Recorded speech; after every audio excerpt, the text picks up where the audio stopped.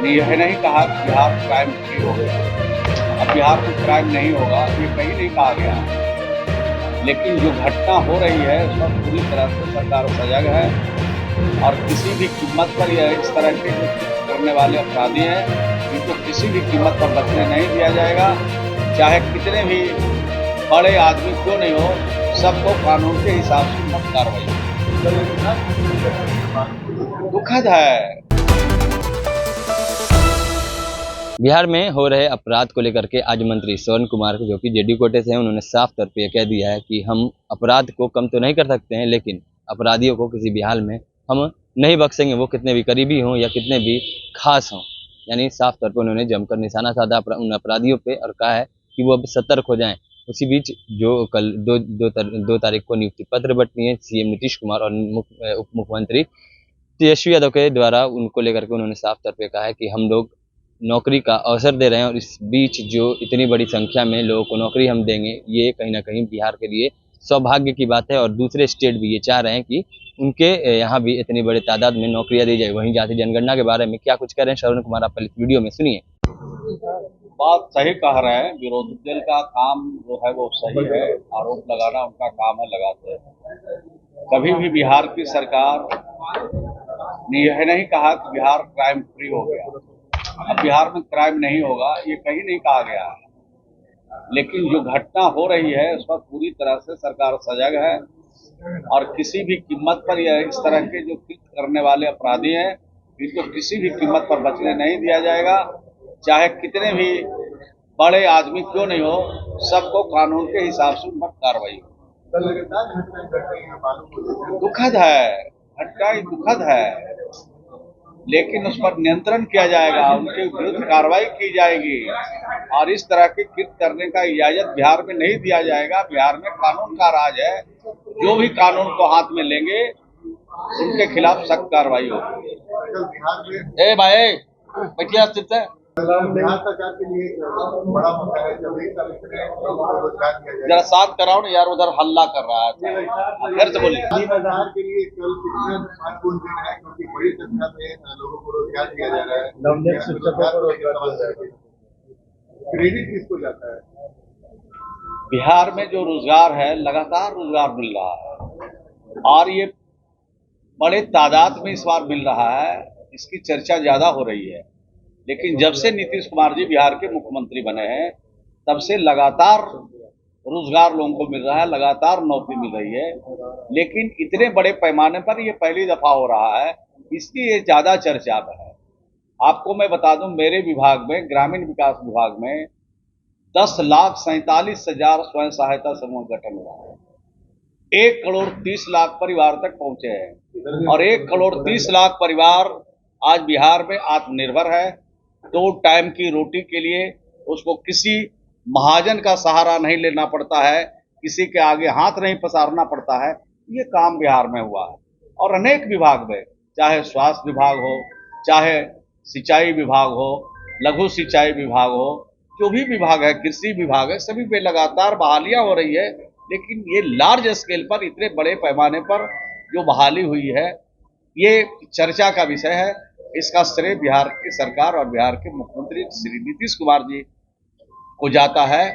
ये जुमलाबाज लोग जो कहते थे कि साल में 2 करोड़ नौकरी देंगे, आज जुमलाबाज लोग भी यही रास्ता अख्तियार कर रहे हैं, लेकिन इक्का दुक्का बहाली हो रही है।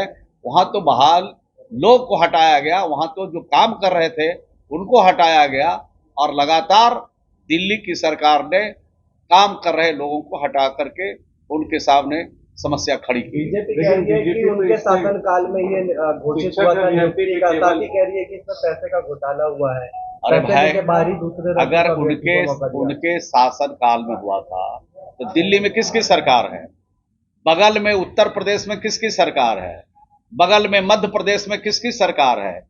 जहां जहां भाजपा शासित प्रदेश है उन प्रदेशों के बच्चों से पूछिए कि बिहार में जब वो आए यहाँ पर कंपटीशन देने के लिए, यहाँ पर जब बच्चे आए थे तो आप ही लोगों ने पूछा, हमने तो देखा कई टेलीविजनों पर, कई समाचार पत्रों में बात छपी, कहा कि अब उनको हम लोग नकारेंगे और नीतीश कुमार को अपनाएंगे। कह रहे कि पैसे लेकर दूसरे राज्य के अभ्यर्थी को या फिर बांट दीजिए। अरे भाई, जो आदमियों को सिर्फ गलत झलकता है वो गलत ही आरोप लगाता है। कुछ प्रमाण के साथ बोलना चाहिए कि जिस बच्चों में टैलेंट होंगे, जो बच्चे प्रतिभाशाली होंगे, जिन बच्चों में प्रतिभा रहेगी, उसको कोई नहीं दुनिया की ताकत रोकेगी। सर, यूपी में लगातार सर आपका कार्यक्रम चल रहा है। जेडीयू जो है कितने सीटों पर लोकसभा का चुनाव आएगा तब वो भी आप लोगों को जानकारी दी जाएगी कि कितने सीटों पर हम लोग लड़ेंगे। लेकिन इतनी बात मैं जरूर कह सकता हूं कि इंडिया गठबंधन के तहत वहां चुनाव लड़ेंगे और बेहतर परिणाम होंगे और भारतीय जनता पार्टी का पूरी तरह से उत्तर प्रदेश में भी सफाया करेगा। सर, एक राम भद्राचार्य है, महाराज है, उन्होंने एक बयान दिया है कि भाई नीतीश जी के कई सारा जाति की गणना पे था और जो राम और कृष्ण की बात करेगा वही देश का राज करेगी। तो मतलब क्या करना चाहते हैं? देखिए, हम लोग सभी धर्म का सम्मान करते हैं, चाहे मंदिर वाले हों, मस्जिद वाले हों, गिरजाघर वाले हों, गुरुद्वारा वाले लोग हों, सभी धर्मों का हम सम्मान करते हैं। और बिहार में जो नीतीश कुमार जी ने जाति आधारित गणना किया है उसकी आज पूरी देश में चर्चा है और हर राज्यों में ये डिमांड उठ रहा है और कई प्रदेश तो करने भी जा रहा है।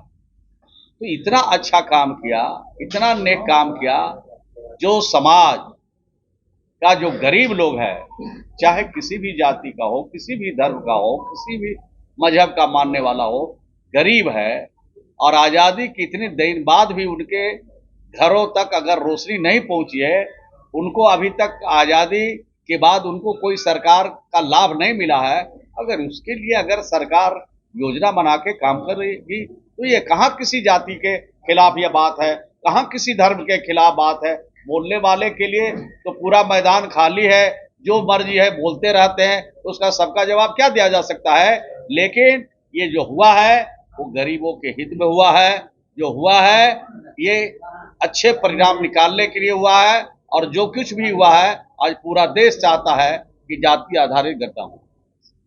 तो आपने सुना श्रवण कुमार को, उनका साफ तौर पे कहना है कि जो लोग जो